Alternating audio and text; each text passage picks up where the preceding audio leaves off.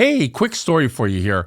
We've seen it happen more than once here in the Twin Cities. A deal is moving along just fine, and then right before closing, a furnace issue, an electrical concern, or even a roofing question pops up. And suddenly things get stressful. That's exactly why we created our worry-free closing program at Twin Sea Heating, Air, and Electric.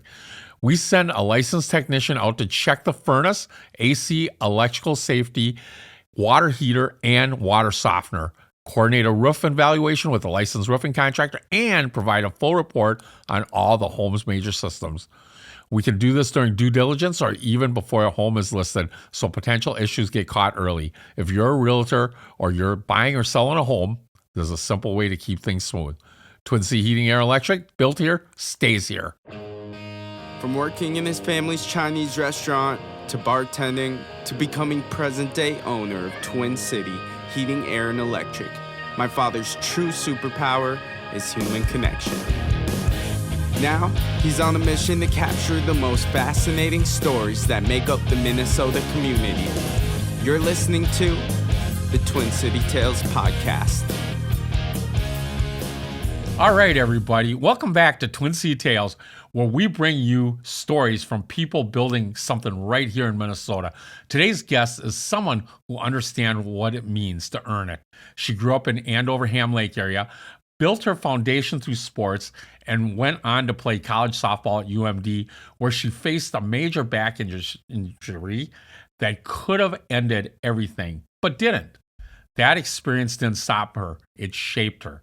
She moved into coaching, helped lead St. Kate's to a College World Series appearance, and eventually took that same mindset into business.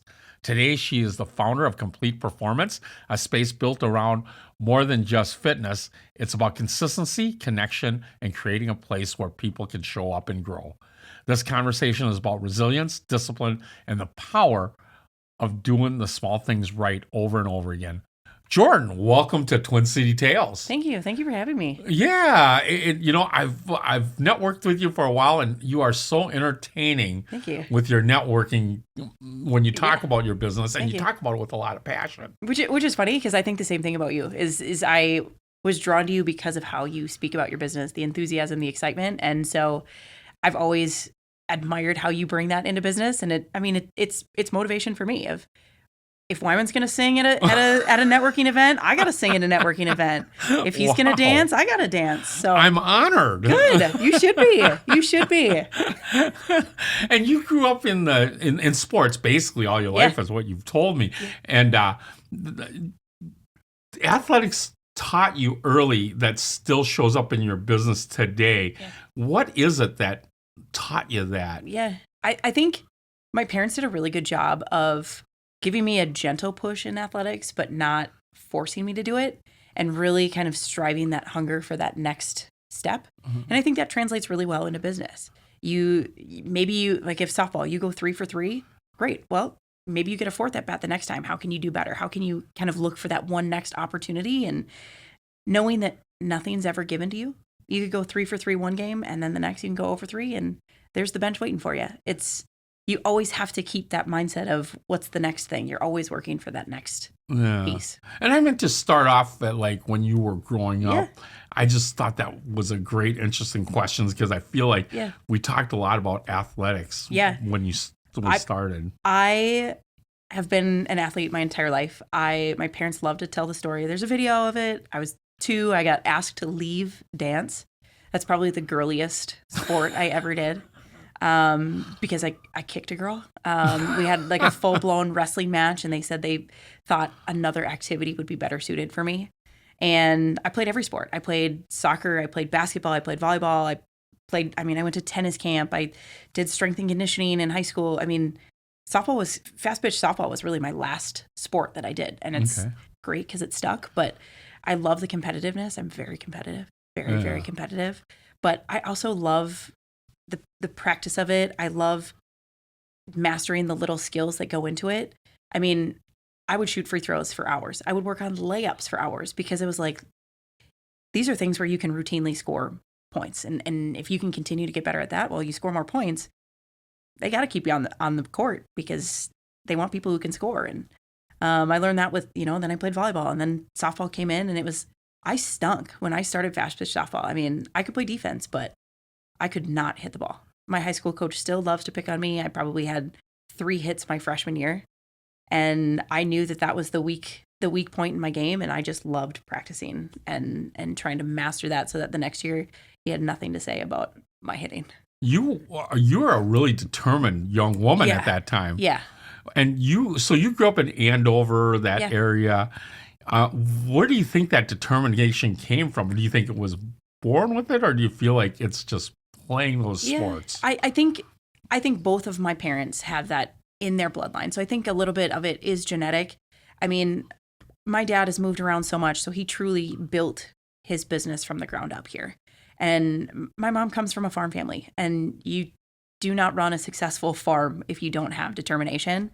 And I think that they always really taught me that hard work and determination has to be a part of this. It can't be everything, but it's a huge piece to success. And it was, I don't think they had to drive too hard into that for me. I think it was going to come out no matter what, but they definitely, I mean, we have a whole family of people who are very determined and very hardworking. And I think that is influential when you're a young kid as well. Yeah. And then growing up in the neighborhood, obviously, a lot of the girls didn't play like the baseball or the softball, but you'd have pickup games and you'd be like, I want to play. Yeah. So it's cool because our neighbor across the street when we lived in Andover, she was very much like me.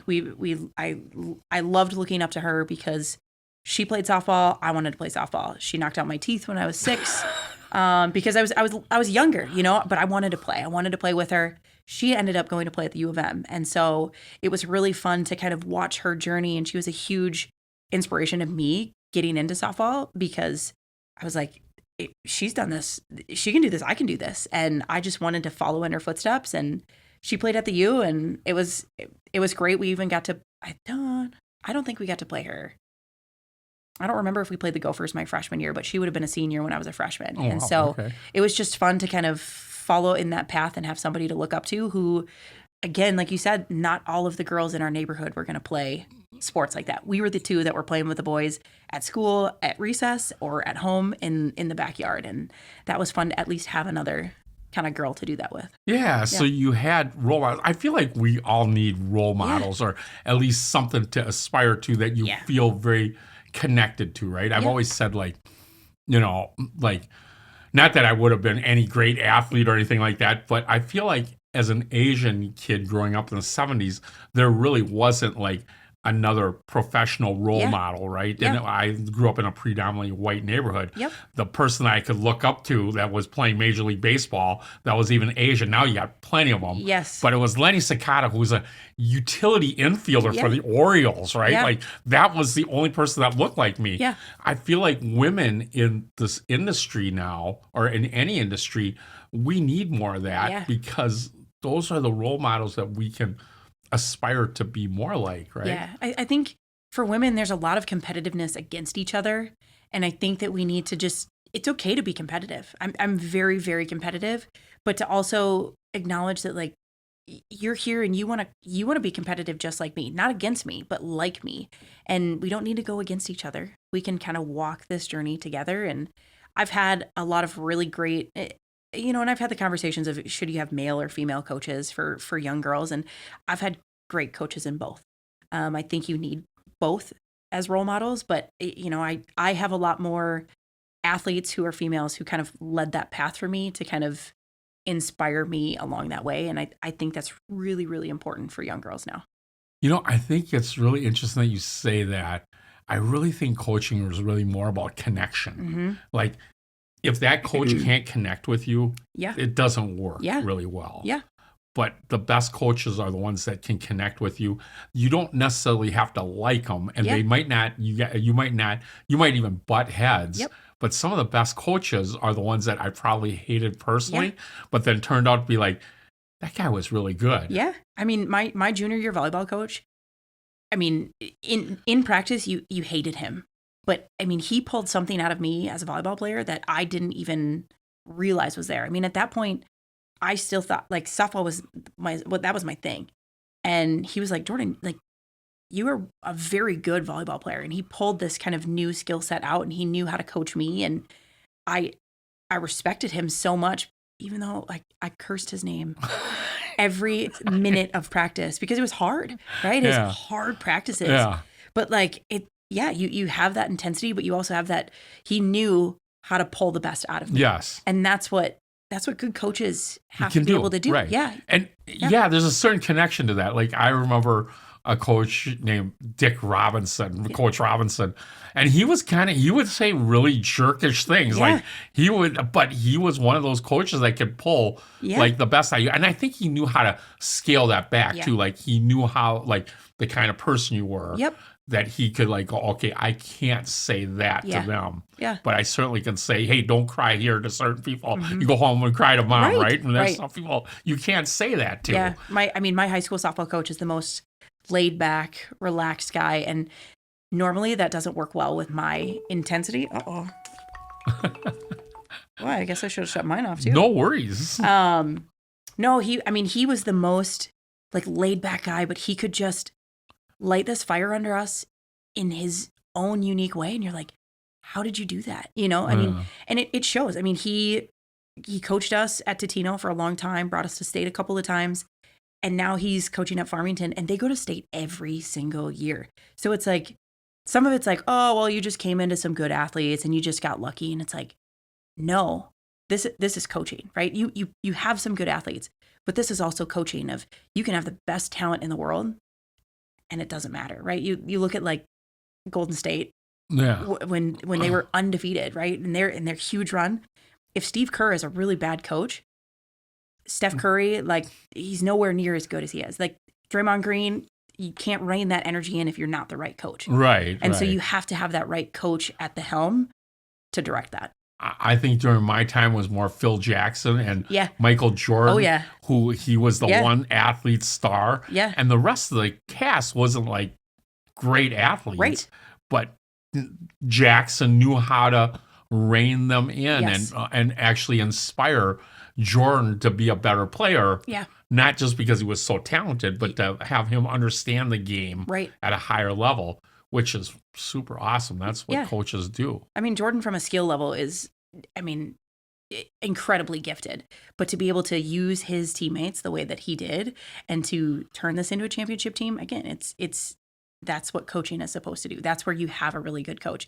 They can win one championship with just Jordan, but it takes the whole supporting cast and that education from Phil Jackson to Michael Jordan to then win multiple championships. Absolutely. Absolutely. And the other thing that I found interesting when we were talking before was like softball wasn't your best sport growing up. No. Like it was like, you kind of like, you liked it. Yeah. And I think your favorite sport might have been a different sport. What was your favorite sport? I love basketball. Basketball? Love basketball. I played slow pitch softball growing up. You talk about somebody who taught like the determination, the hard work. I mean, I had great coaches when I was really young, but I was always middle of the pack. I was never the best player on the team when I played softball, and I was a good basketball player. So you kind of gravitate towards the sport that you're getting the most praise in, I would say. And then it's like, well, high school's here. They don't have slow pitch softball in high school anymore. So what are you going to do? And that's when I had to make that move and decide, am I going to stay with slow pitch and not play high school and just kind of play for fun? Or am I going to take this a more competitive route? And a lot of pushing from my parents, hey, you do something a little bit different. But yeah, I went to high school and I realized I am the shortest one here at basketball. And maybe this isn't for me. And that's where I really, I played throughout high school and I played club leagues. I played with friends in intramural leagues, and I had fun with it.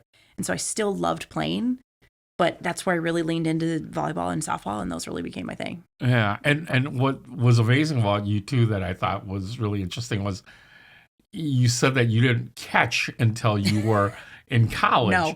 And that's kind of one of the more harder positions and the more the more thinking position that you have to play. Like you have so many nuances and you're the person that sees the whole field. Yes.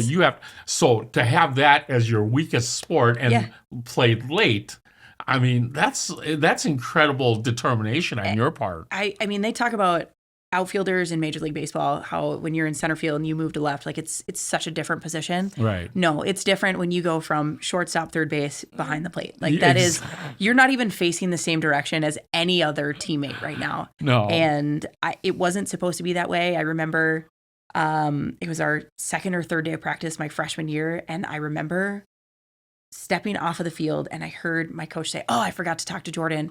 And I was like, run, just like run off of the field, because you're still like a scared freshman and you don't like, I don't know what she wants to talk to me about, but it can't be good. And my teammate grabbed me by the back of the practice shirt and like, she's like, "Coach wants to talk to you." And I was like, okay. So they asked me to learn how to catch. They just needed a bullpen catcher because we had a senior catcher. The girl that we had that transferred in from a junior college, she tore a rotator cuff, so she's out for 8-9 months. And they're like, "We just need somebody basically to be a body. You got a good arm, so we're going to put you back there." I thank God for a mask. I got drilled in the face the first pitch, and I was like, "This sucks."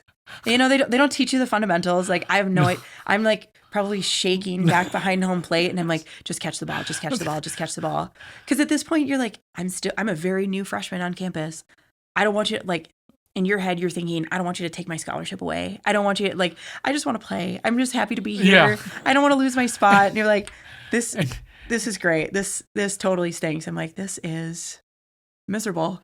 And it was really just supposed to be a bullpen thing. And sophomore year, I remember our assistant coach, she pulled me aside after practice. We're getting ready to leave to go play in Vegas. "So you're going to start?" And I was like, okay. Like, I started my freshman year, I started my freshman year. I didn't know that meant I'm now going to start catching. And she's like, "Well, you're going to catch." And I was like, what? Like, why? Like, we have 2 freshman catchers who they've been catching their whole life. I think that they're going to be better than me. And she's like, "The pitchers want you to, they want to throw to you." And I was like, "Well, that's flattering, but could you want to throw to somebody else?" Like, this is, right. I mean, it was great. Like, it's honoring. It's really cool. And it's a testament to the work that I put into it and how serious I did take it. Because I know how important pitching is. So even if I'm a bullpen catcher, it still matters. I mean, there's a reason that bullpen catchers in Major League Baseball make $90,000 to $100,000 a year. Right. Like, right. they are important. And the nice thing about being a bullpen catcher in the majors, you have no responsibility but just to handle the pitcher. Yep. Like, and make sure you have a good relationship with them. And you have a wall behind you that, like, the ball can come right back. So it's like, and nobody's looking. Nobody's looking at the bullpen catcher. Exactly. When you get out on the field. That's a great gig. Yeah. I know. But you got to have the connection. Yes. Because if you don't have that connection as a catcher, because I was once, and you have to connect with the pitcher at a high level. And coaches will take that over somebody with more talent. Right. Right. But the one thing that I always like to claim is, like, you have to be the toughest kid on the block too, because you're the one that's getting run over. You're the one that's going to take a beating. And again, back to, like, they don't teach fundamentals in college softball for, like, catching. They don't take you back to 8U softball and say, "All right, here's how you block and here's how you catch the ball." So I'm just making it up. I mean, I'm trying my best. I'm kind of watching what everyone else is doing, but I'm making it up. And I know that I'm like, I look probably silly back there, but the job gets done. And I wasn't going to win Gold Glove for catcher at all, but the job was done, and that's what matters. And I'm like, if I help the team, great. I wasn't going to volunteer in another life to do this again. I can say that. I wasn't going to volunteer for that. With that speed, your thumb were hurt. And my pointer finger, I remember we were in Vegas, and I pulled my glove off, and I, like, went to the athletic trainer. I was like, "Something's wrong." She's like, "What do you mean?" My finger is, like, purple. Oh, yeah. And she's like, "Okay." So I had to get, like, the special, like, hand protector that goes in your glove. And I was like, this, I mean, every pitch you catch and you're like, okay. You're cringing. Yeah, it's like you see it coming in and you're like, ugh. You start holding that glove a little further out so you get that cushion. I've done that. Just let this really absorb into me. And you get that first couple shots. Then the best thing ever is when you get to go to the bench and just spray the hell out of your hand with cold spray. Oh, right? Yeah. Oh, yeah. You would just like, okay. I mean, and playing it. I mean, when you play college softball in February, I mean, it's cold. Yeah. It's cold wherever you are. Yeah. So as long as it's below 50, your hand's probably cold enough anyway. So Yeah. you kind of forget about it after a while. That's probably true. But God, I would rather play if it's a little colder out because you had all the gear on. Yeah. Than to play. And I don't care what they say because we've played down in Arizona and they say, oh, it's a dry heat. Don't worry about it. No, it's not. Hot is hot with all that gear on. Yeah. It was horrible. I joke that whenever you go down to Florida in the springtime, you can pick which teams are from like the Midwest or the North because they are dying in Florida. Like it's 60 degrees and they're like pouring sweat. They're like chugging water and Gatorade and coaches are like, get some fluids. And then you got the teams from the South and they're like, we're good. Like this is a normal day for us. Yeah. And the other thing that we got to experience up here, talking about our softball and baseball days, like in February, we're already in the gym practicing, right? Yeah. And as a catcher, well, probably you have that in college. As a catcher, they always put you in the corner. Yeah. And these kids, or these young college kids, would be throwing them in pretty damn hard, and they weren't quite as accurate. And as soon as you miss one, it would ricochet and come back and hit you in the back of the head or whatever. You just be ducking out at of them. UMD, we've got the field house, and it's almost worse because where we would have to catch, the wall was far away either way. So if it goes off the wall and it doesn't bounce back to you, you're still going to run and go get it. It's a long walk. Yeah, and if you're turned the other way, because sometimes the pitchers would want to face a certain direction. Yeah. Well, then you have 3 basketball courts. Like you're pitching on the courts. And so you now have 2 courts that you have to, in all of your gear, run and go get your stuff. And it's like, this is really not what I signed up for, but thank you. I will take my jog down there and go get it. You just wait there, pitcher. I'll be back. You don't look at it and go, oh my God, you need to go take a walk. I did. We did have a pitcher who at one point she was like, she just was struggling to throw it, like to pitch period that day. Yeah. She's like, I'm just going to go get it. When I miss, I'll go get it. It's my punishment. And I was like, okay, cool. I'm not going to stop you. Go get it. Yep. You go get it. Oh, yeah. That's funny. But, I just feel like that resilience, that learning that new position and being asked, actually, because that's the first I heard. I mean, we talked a little bit about it, but I didn't know that the other pitchers requested you to catch for them. There's a connection process there because that just doesn't happen. Yeah. I mean, and it worked to my advantage. If I was a sophomore and the other 2 catchers were freshmen, they have another year of knowing me as a teammate.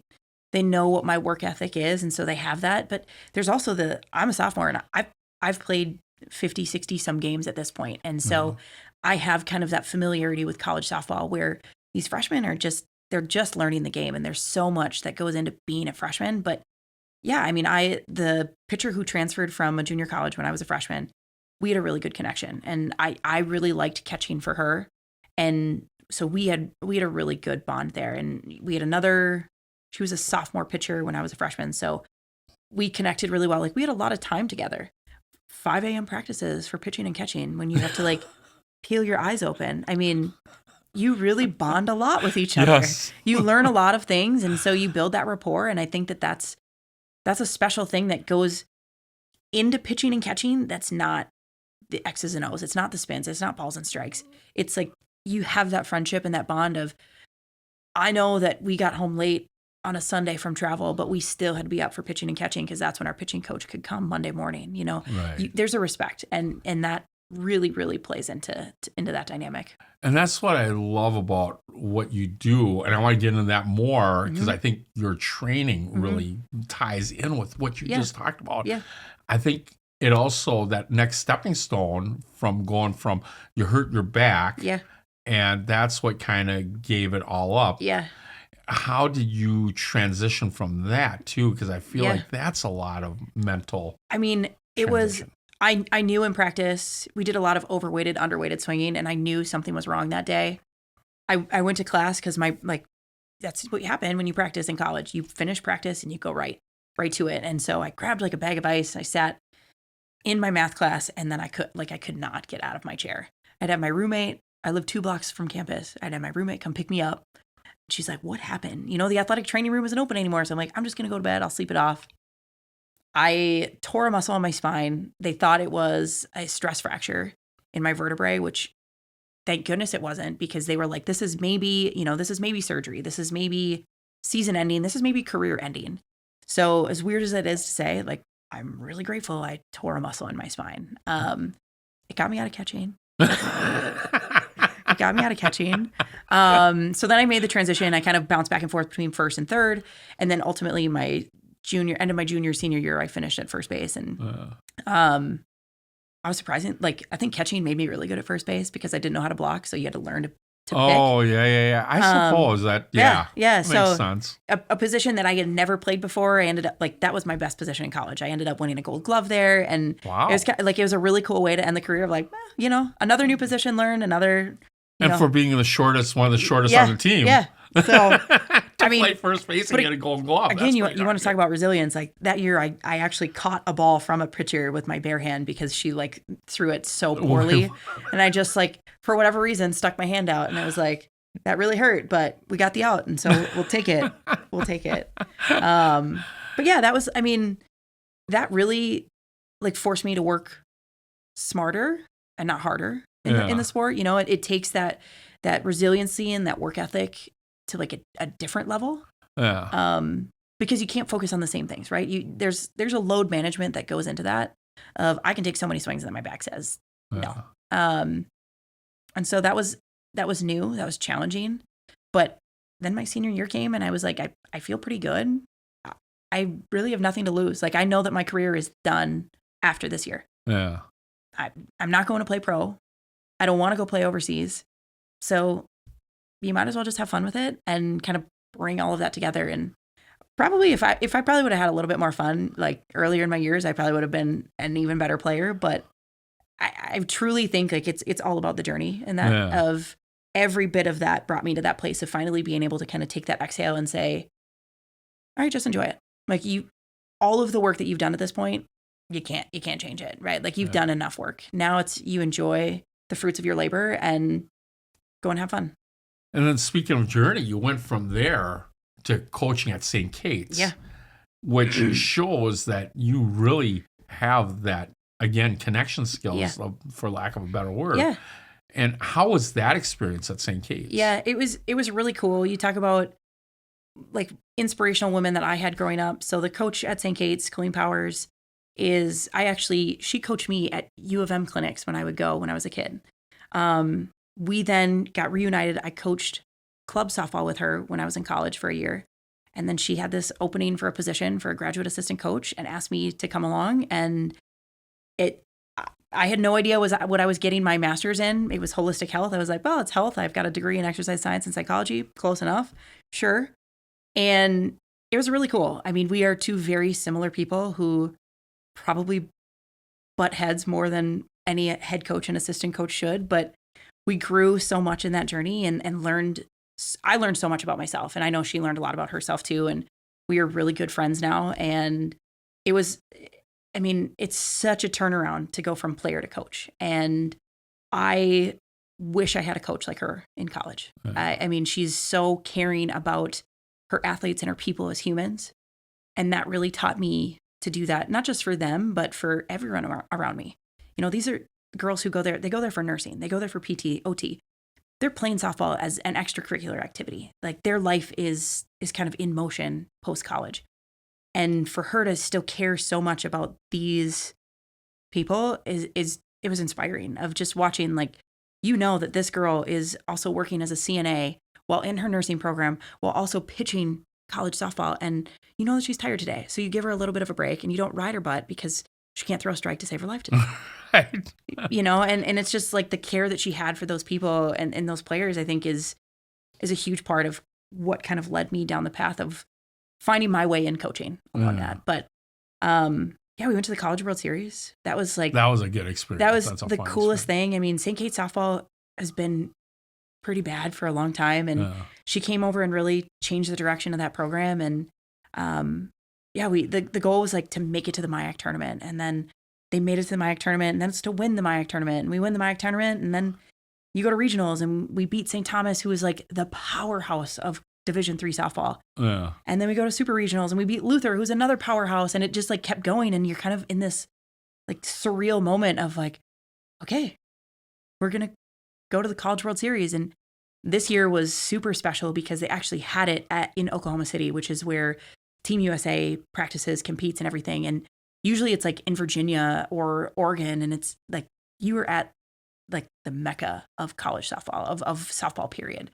And you're weighted on hand and foot, you're taken care of. And it's just like, that's an experience that you want to have as a player, but almost more special as a coach if you get to watch like these girls, like their dream kind of come out of, yeah, you want to experience that yourself, but I know my time was done. Yeah. Now it's to like see these girls and the work that they put in, and to see their excitement and their joy and their just kind of bewilderment and, oh my gosh, I'm here.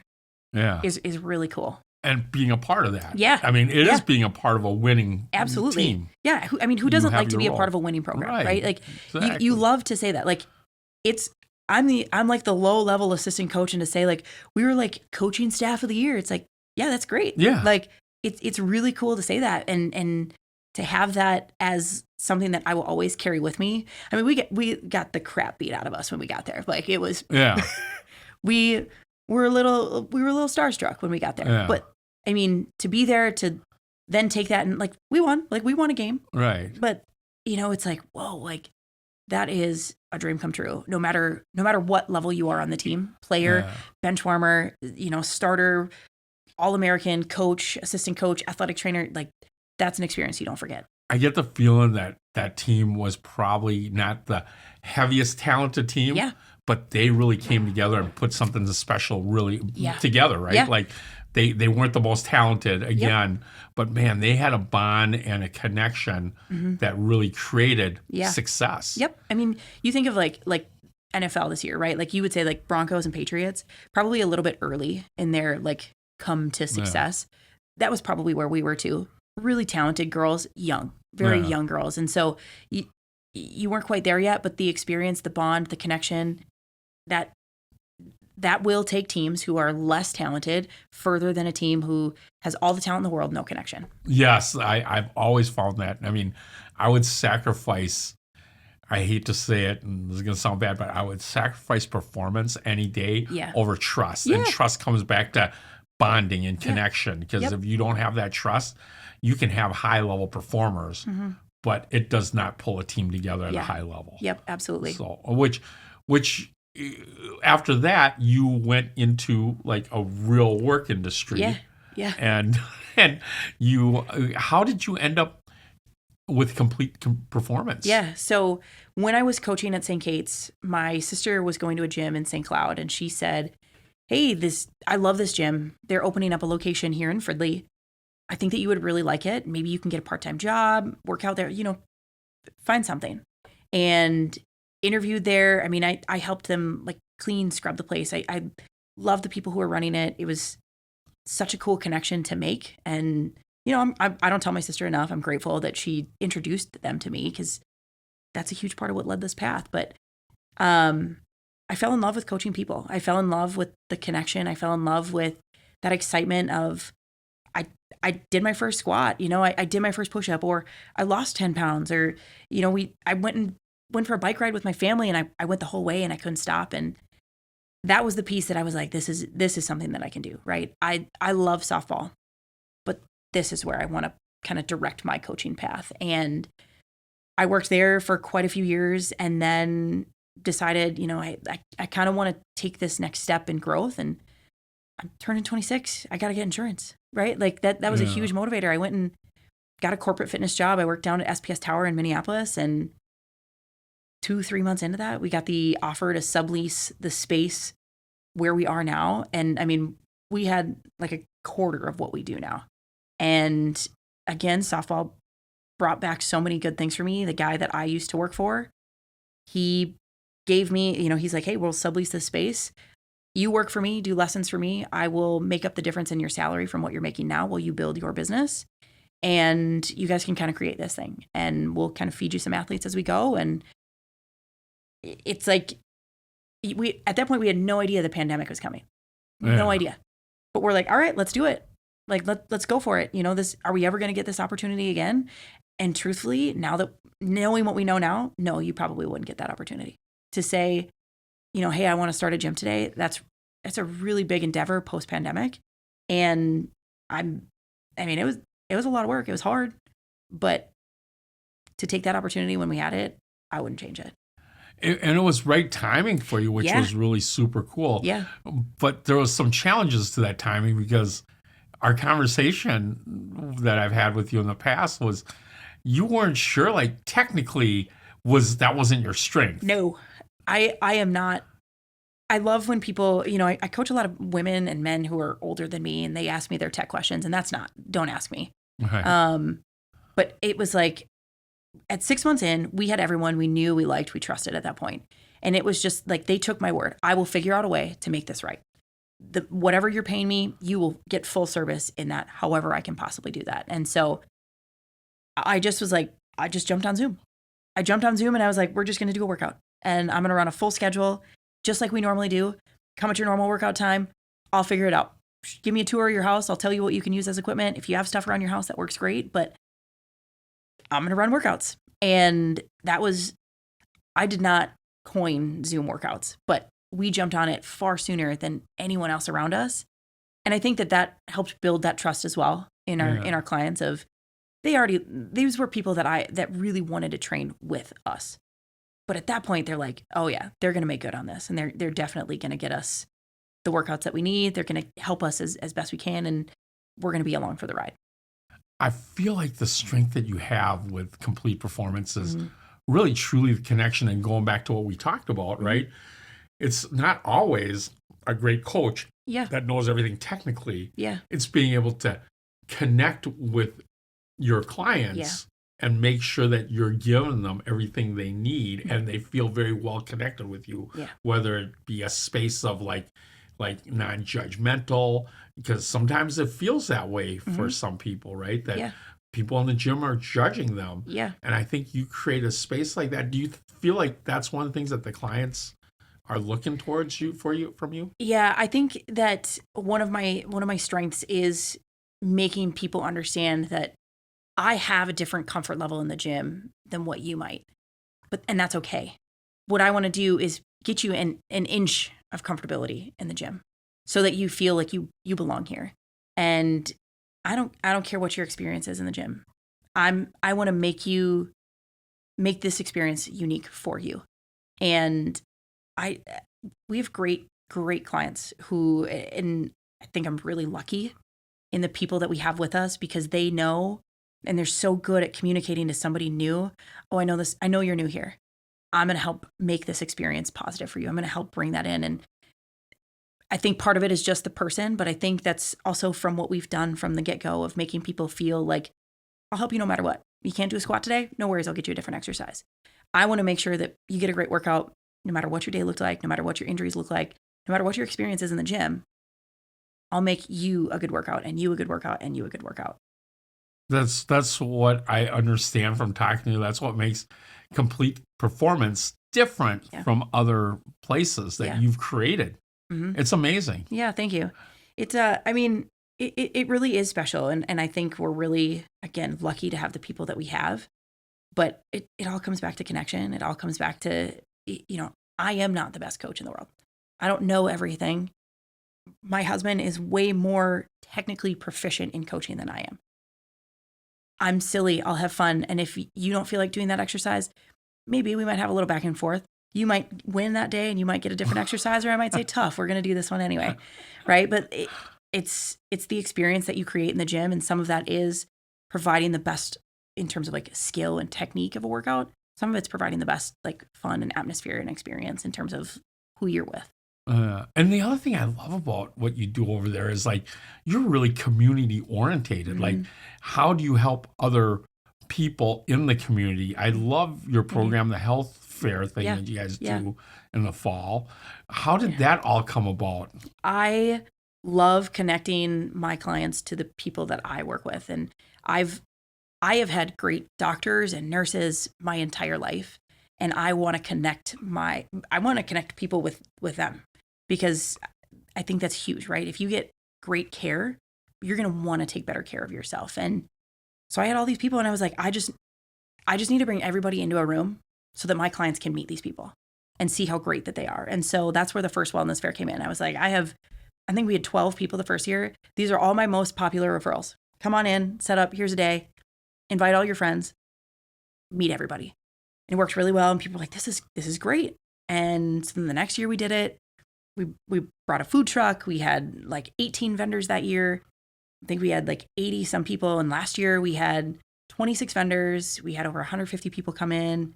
We had a bunch of games, prizes. I mean, we had over $1,500 in prizes that we gave away that day. And Yeah. it just really became a fun community event that I would love for the North Metro to expand in what they offer in terms of like wellness and health stuff. And if I can be the leader of that, I'm happy to be. And if a wellness fair is what can do that and bring more people kind of into this wellness space in this area, happy to. I'll open up my gym for anybody to do anything like that. But it really was just I want my clients to meet some of the great people that I know, and it has really taken off from there. Yeah, I really loved it. I stopped in last year. Yeah. We donated a salt delivery. For some full curls. year. Yes, with those curls. Oh, yeah. But yeah, I got to talk to a few people there, and they love it. Yeah. They've been there. A few of them have been there every year, Yeah. and they just think it's such a great community connection. And Yeah. I just keep going back to what you are is a great connector. Thank you. And that's what helps your business thrive. Yeah. I mean, I have really now settled into the people that I regularly refer to, right? And so we have this big wellness fair for everybody in the fall where we do a lot of vendors. And then we do a smaller, more intimate one in May for a women's event. It's like Mother's Day weekend. And that's, those are the people that I really refer back and forth with quite a bit. And it's all about who you connect with, right? And these are people that I hang out with on a Friday. These are people like providers that I am friends with, but also trust with my care and trust with anyone that I send to them. And it's about the connection. And when my clients know that I trust this person with my health and my family, they are way more likely to trust them. Yeah. No, I think your gym is awesome. Thank you. The other thing that I think about, though, too, is going back to a little more about your story before the pandemic and how you got into it. Now, if I understand you right, when we talked before, you had some challenges even right before the pandemic, right? Yeah. I mean, I think it was 2 weeks before I was in a bad car accident. And it was one that I've had 2 concussions in my life, and both of them on the onset, you didn't know how bad of a concussion it was. And this car accident was one where I had a lazy eye. I had like a bleeder on my like optic nerve. And so I lost vision for a little bit in my right eye, had to relearn kind of everything. I wore a patch in my eye for a while. My mom thought it was hilarious. It looked like a pirate. But yeah, I had to relearn kind of how to read. And the pandemic probably was like the best thing that could have happened, because being in a gym environment where it's loud, at that point we had baseballs and softballs being hit in there too. So to have medicine balls, baseball, softballs all the time, there was no way my head could have ever survived that. But to have like the quieter living room where I'm running a Zoom workout, way better for me. And so it truly was like a blessing in disguise. And so I think a lot of people look at the pandemic as the worst thing in the world. And I don't think it was the best thing in the world, but I think I have a much more positive outlook on it than a lot of people, because I think that it was well timed for a lot of the things that we needed. Because it really mentally and emotionally like puts you in a different space. Yeah. I mean, you get in a car accident, and when your job is physical and you know that you can't perform to the best of your ability in a new business, you're scared.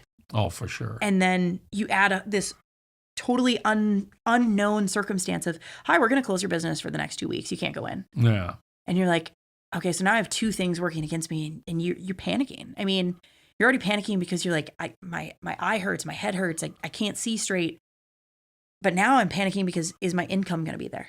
And don't forget the pressure, too. Yeah. Because they were starting to make gyms, if I remember right, because I'm in the heating and air business. Yep. They're like, they wanted an X amount of airflow so nobody could get the pandemic if they wanted rotation of air. So and it's like, now there's a cost to that. Yeah. And you're a new business, and you're like, I am a sublease in a building. I barely remember my landlord's name. Yeah. Like I have no idea about our heating system. Like I know nothing. I just know that like I need to be able to provide workouts for people, and I need to also be able to heal my body at the same time. And how do I do all of that in one? I have no clue, but I guess I'll figure it out.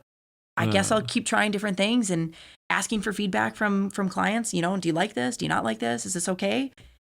They'll tell you. I mean, my clients are really good at telling me feedback, and I don't like that. Okay, great. You know, why don't you like that? Okay, if it's a reasonable, nobody likes a lunge, right? Nobody likes a lunge as an exercise, but sometimes we have to do them. You know, like you have to do them.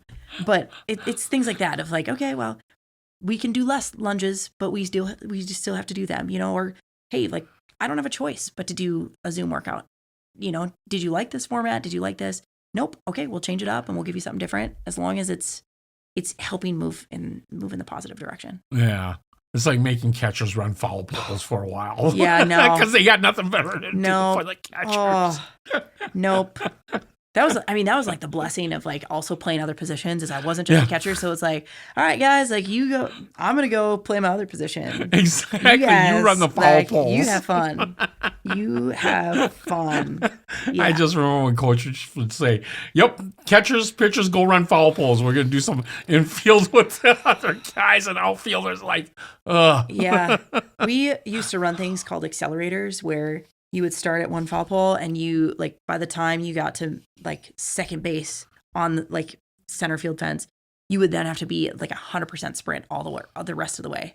And those were worse. Like it taught me to really appreciate just like casual foul poles because at least you can maintain pace. But you would have to like work. You're already tired. You're working up to 100% acceleration and then you have to sprint the rest of the way. That's a long way. Yeah. And then it's like, okay, you stop and then you wait for the rest of your teammates. That's how long you have to cool down. And then you have to do it again. And it was... I have to admit, they didn't take that conditioning as seriously in baseball back in the 80s, early 80s. The conditioning wasn't, I don't think the same as they take it this day and age. So I will say my college experience for conditioning, lighter than many. I feel like practices period were lighter than many. I mean, some days we had a lot of days where it was like, all right, come in, get what you feel like, and then go, and you're like, all right, well, cool. But I mean, any type of I've had plenty of punishments for softball that don't ever need to be pulled out. And I feel like with your business, with going through all those challenges, when they threw you in as a catcher in your college days, and if anybody knows how the game is played, that's a tough thing to adjust to going into college. And if you've never played at all in your younger days, it's huge difference. Adjustments. You know, and my college strength coach taught me, you know, think about the most tired you've ever been, right? And use that as like your metric point, right? Yeah. When you're catching, if you think you're tired, think about like compare it to that. I know exactly which practice I'm talking about when I say this is the most tired I've ever been. And it's the same as now, right? Think of the most stressed in business or the most pressured in business or the most scared in business you've ever been. And you have those points and you remember them and you reflect back to them. And that kind of is the nice motivation of like, okay, we're not there yet, right? Like take a deep breath. You may be a little stressed right now, but it's not as bad as it was. Yeah. And you like, calm yourself and keep moving forward. Absolutely. I love the success you've brought to your gym and I love the attitude. I think it really shows in our podcast. So with that, I think we should go to a break. Perfect. All right. Awesome. We'll be back.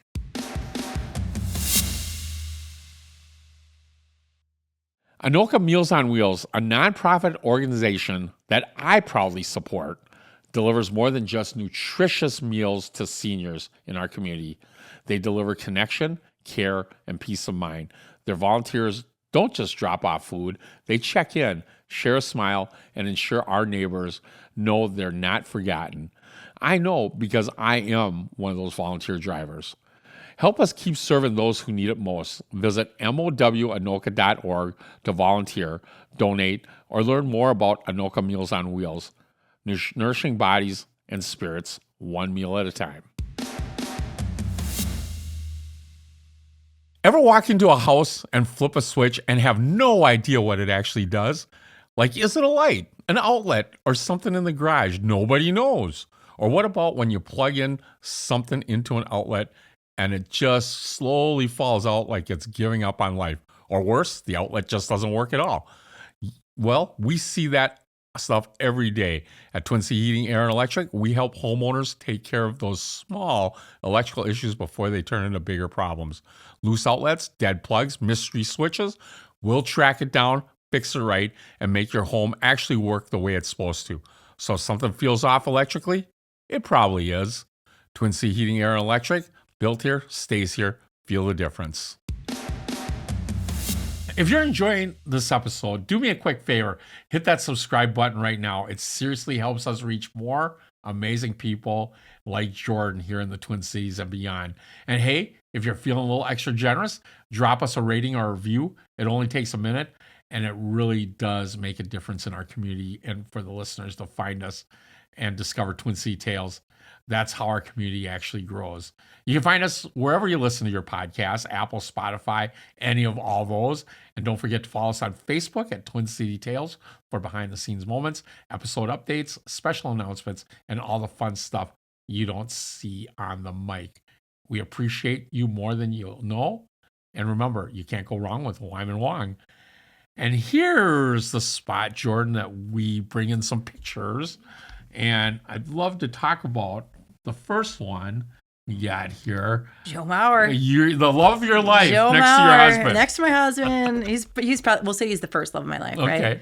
I've been a Joe Mauer fan like from the beginning. I met him when I was in 7th grade. I had a 7th grade teacher who was Joe Mauer's brother's best friend. So we grew up with him, and we were going to a game, and my dad, my sister won the coin toss to sit behind home plate for the first half of the game. And so I'm pouting up at the top of the stairs, and we got asked to go play a game, went down on the field, played, and we asked the lady who brought us down, can we meet any players? And she said no.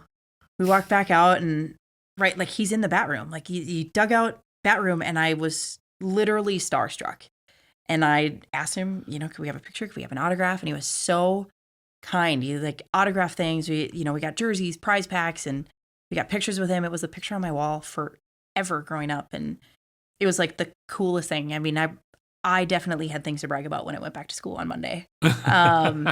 And like through all of his ups and downs, I went to his last game. I think Brian realized that was like, he really was the first love of my life. I mean, I was like bawling when he came out in his catcher's gear, and we went to his Hall of Fame games, his retirement games. I mean, I've been a huge Joe Mauer fan, like a lot of Minnesotans, but it's like his kindness and he's a hometown hero, sure, but like the kindness he showed to like a 7th grade girl who was literally jaw dropped at him standing in front of me.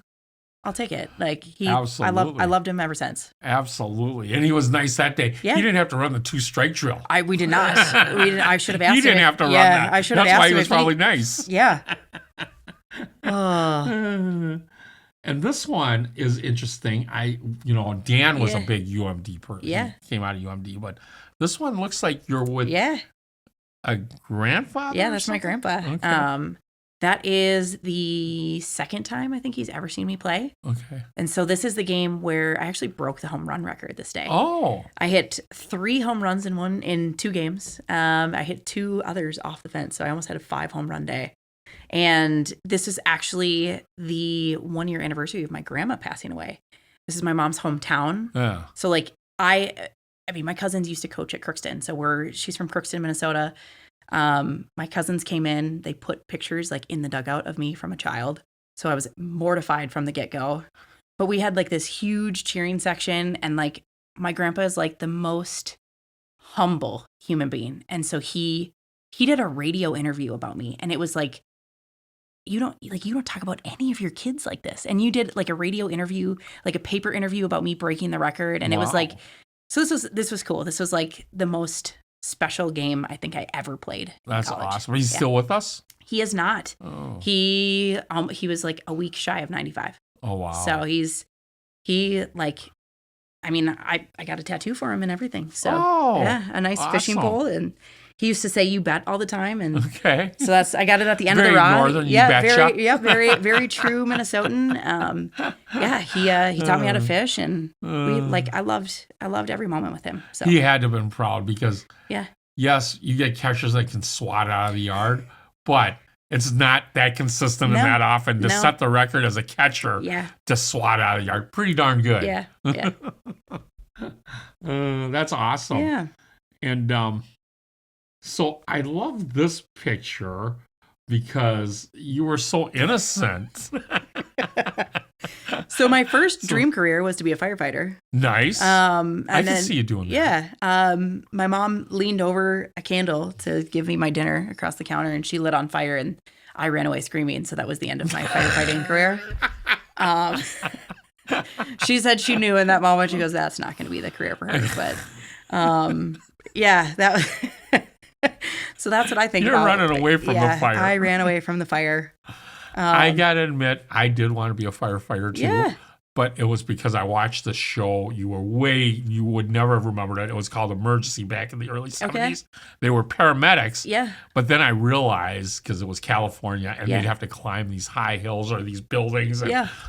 I'm not a good heights person. So, yeah, that kind of eliminated me from the fire department. I think I loved it because they got to bring their dogs to work. Oh, yeah. And it was also cool because, like, they lived at the firehouse. Yeah. They got to cook food all the time and like, just hang out. cool. It was just a big It's like a party. slumber party with your friends is what it Yes, looked like. Exactly. No, I do joke that if I wasn't a gym owner and I had to like find a new career path, I would go back to school and I would be a paramedic again. Yeah. So not quite fire, but next to it.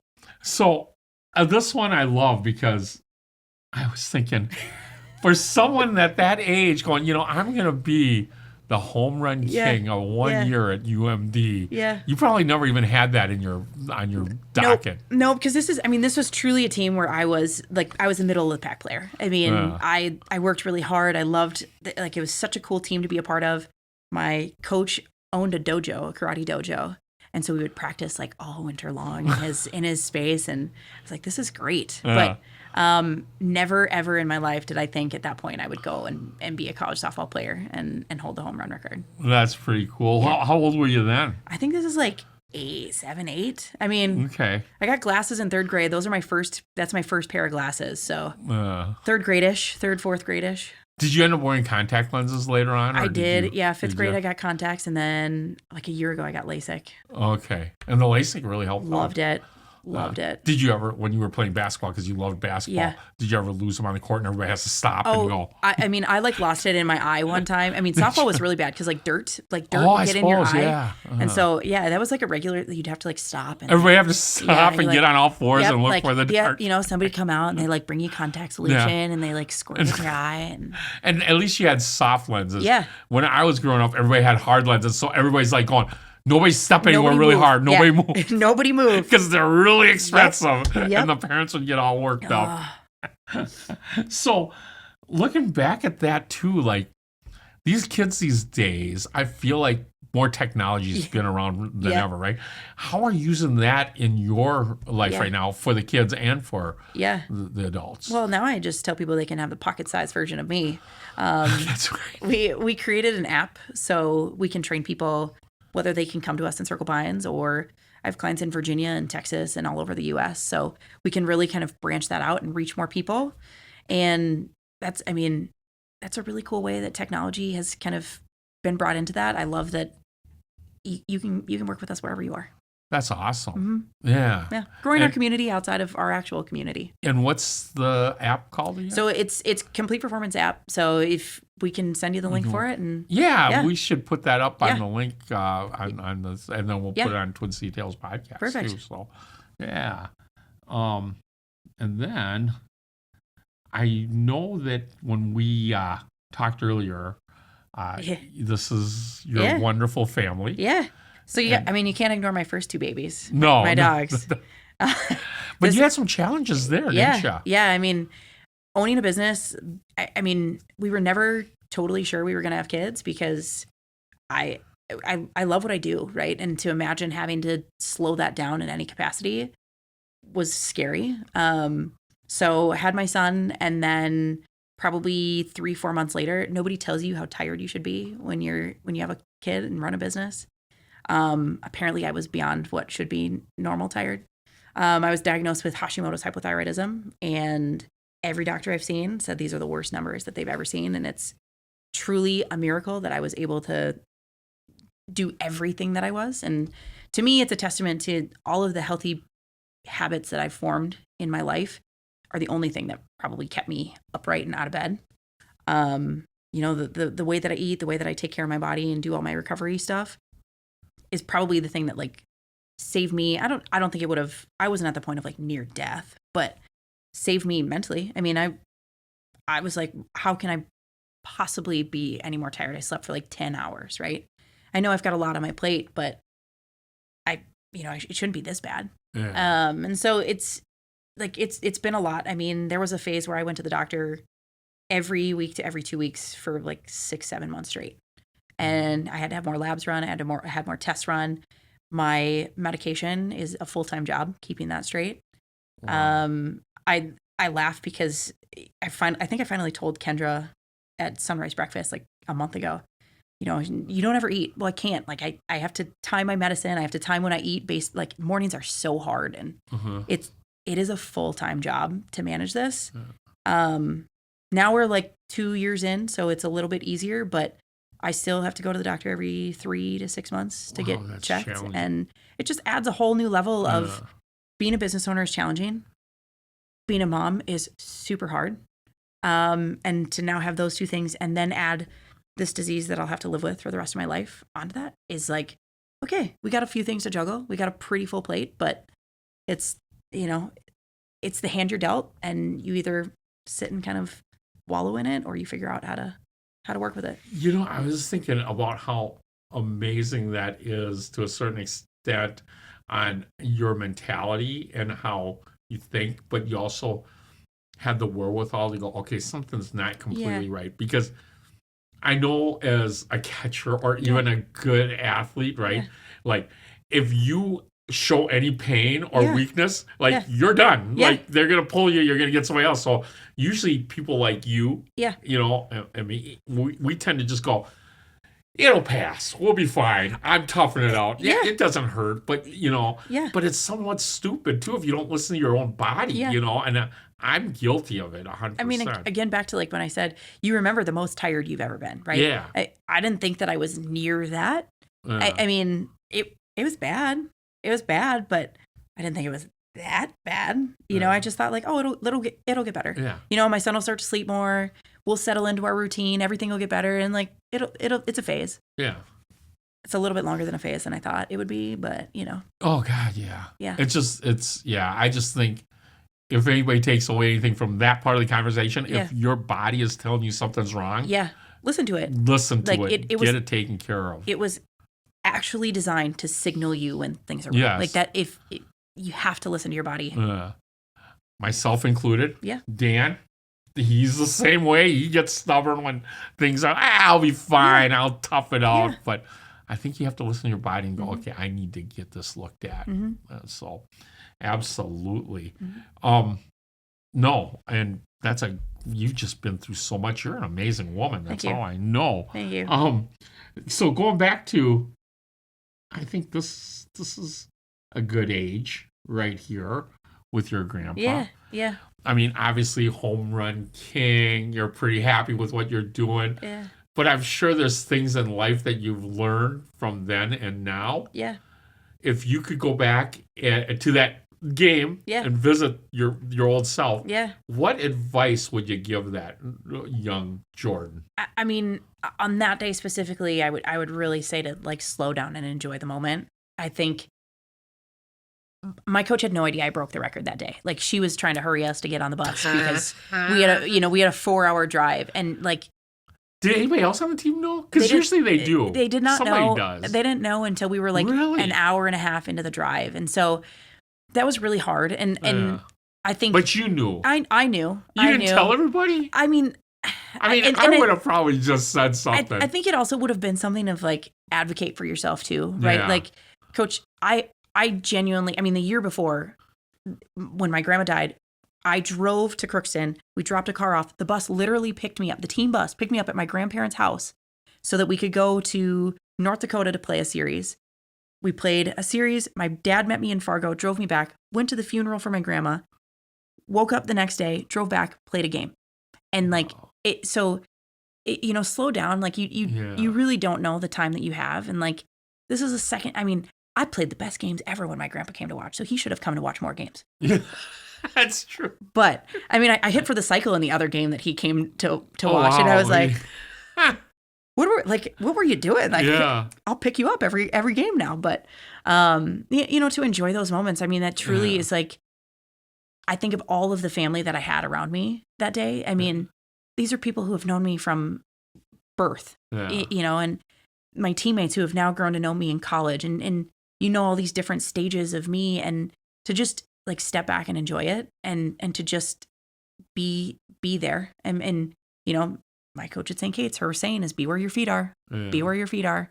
And that would have been a perfect time to just be where your feet are and just enjoy the people around you. Sometimes we forget that, especially like I can imagine like in the moment you're like going, nobody knows that I hit the, and it's like you're fuming, but in a sense, you're really taken out of your own moment to really truly enjoy what you just did. You didn't have a chance to let yourself celebrate who you are. Yeah. And what you've become. And I'm not good at that. I'm still really bad at celebrating myself. Like, I achieve one goal and it's on to the next. And I could do a much better job of I think we all somewhat are like that, right? Moments over. Yeah. Grab a bat and get out there and hit, I know. It's like on to the next, on to the next. And exactly. I think that's a fine line if it makes me really good at what I do. But it also is maybe a big setback for me too of, how hard I am on myself. Yeah. It makes me great. But it also makes for some really tough days when maybe things aren't as great. Yeah. So. But it's good that you understand that because it's you do that with your clients. I feel like. Yep. You know what I mean? Like some are just like they don't give them a chance to sell. I always think of Bull Durham when Nuke Lelouch came out and he's like, I just struck out that. Did you see that? Yeah. That was awesome. And Crash Davis goes, your fastball's high. You're all outside everywhere. And Lelouch goes, can't you just let me enjoy the moment? Yeah. And he goes, the moment's over. Yeah, exactly, right? Like, we're all really, really good at that. And just, like, it's okay. It's okay to be proud of yourself. I think for athletes, you're taught pride is cockiness. Yeah. And I don't think that's the case. I mean, there's a fine line. You can be really proud of, I worked really, really, really hard to break the home run record. Yeah. Thousands of millions of balls hit. Yeah. And I earned it. I really earned it, and it's okay to be proud of the things that you earned. Absolutely. And I think we just sometimes forget, right? Mm-hmm. Like, and maybe sometimes could be just, at least sometimes I think this, that we happen to do this in business every once in a while, is that imposter syndrome, right? Like, am I really supposed to be here? Did I get that lucky? Or, maybe it's just not me. Do you know what I mean? Yep. But you do need to take that moment to go, let's celebrate this. Yep. And that's huge. Yeah. So another question that I have for you before we wrap this podcast up is, who is someone you would love to hear or see on this podcast? My first reaction was my dad, actually. I've met him. Yeah. He is a super great guy. He really is somebody who he's built his way up in his line of work. And I just think it would be cool to hear from like a listener perspective his story. I hear from a daughter perspective. Right. But to be able to listen to it and hear what he has to say, I think would be cool. And my other is Sarah Larson, Sarah Larson Coaching. She's been my client for 3.5 years now. And we were talking before we hit record of every time I talk with her, I feel like I learn something else about her, which is just cool, right? Like, I've known you for we've spent a lot of time together, and I'm still learning so much about you. Just means that there is one really cool story to bottle up in there. I should talk to her. I don't think I ever really got a chance to talk to her. Yeah. I think she talks about being a menopause coach. Yep. And then I think I had maybe a couple sentences with her, like thinking, okay, how can you help my wife? Yeah, how can you get me out of my emotional stuff with the menopause thing, right? But and that was like a couple of years ago maybe. Yeah. But I just feel like if I bring her on, it'll be a nice challenge for me to interview someone about menopause, right? Not that I know anything about menopause, but I'm curious. I think that would be great. Twin City Tales providing menopause advice. I think it's your new avenue. Yeah. Wymond Wong. Yeah, you can't go wrong with Wymond Wong. When it comes to menopause, I guess. Let's just keep adding. You got Twin Cities Heating, Air, Electric. I mean, let's just and menopause. Coach. You're gonna have to add something onto your shirt there. So this is the part where we come to the show where we're kind of ending it soon here. Yeah. I have some gifts to give you. Oh boy. And we talked a little bit about pickleball, but Oh, I want to yeah. start off with that. Thank you. Little Thumbs up. little thumbs up. Yeah. Just a little thank you for being Yeah. on the show. Yeah. You put that at your Perfect. shop. Yeah. A little fortune Ooh. bucket of fortune cookies. So may you have plenty of fortunes in the Are all future. the fortunes put in there? You can't go wrong with Wymond Wong. Do that. That's what you used to do. That would be great. And Yeah. then, since you're so athletic and that you love pickleball, Woo! on your pickleball socks, Look at it that. says, "I'd rather be pickleballing." This will go perfect with my pickle costume for our tournament this year. Oh, yeah. Oh yeah. And I love the way we talked about when we got together and had our podcast prep and how every day you show up and with consistency and how you really work that. Yeah.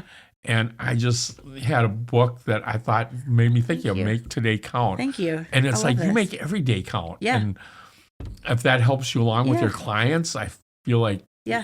every little book, even you're good at it, helps you with that little nugget that you can pass along Thank and you. make you even better. So I just finished my current book this weekend, so now I haven't started my next one. So this, I know it's this a can small book. It's a Hey. quick read, but But I got LASIK, John so my Maxwell. eyes are good. My eyes are good. There you go. Are you a you. John Maxwell fan? Yeah, I am. Yeah, he's great. pretty good. Yeah. Except for I get how he makes a lot of his money. He'll like take a couple books and make another book out of it. And it's a genius level thinking. You're like, this is where you know you are much higher level thinking than me. Like, Yes. I'm trying to make more money, but you take that to a whole new level.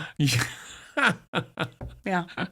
Well, Jordan, I can't thank you enough for being on the show again. If you'd like to learn more about Jordan Davies, you can go to her website at completeperformancemn.com. That's completeperformancemn.com, or visit us at Twin City Tales page on Facebook, and we'll put it on there. And as we roll out of here, I just want to thank Chris Hockey for the use of his song Thanks, with no pun intended. And until the next show, just remember, you can't go wrong with Wymond Wong on the Twin City Tales podcast. This song goes out to my family, to all the ones who died before me. I'm sure the family life made you do things you never wanted to, so I wrote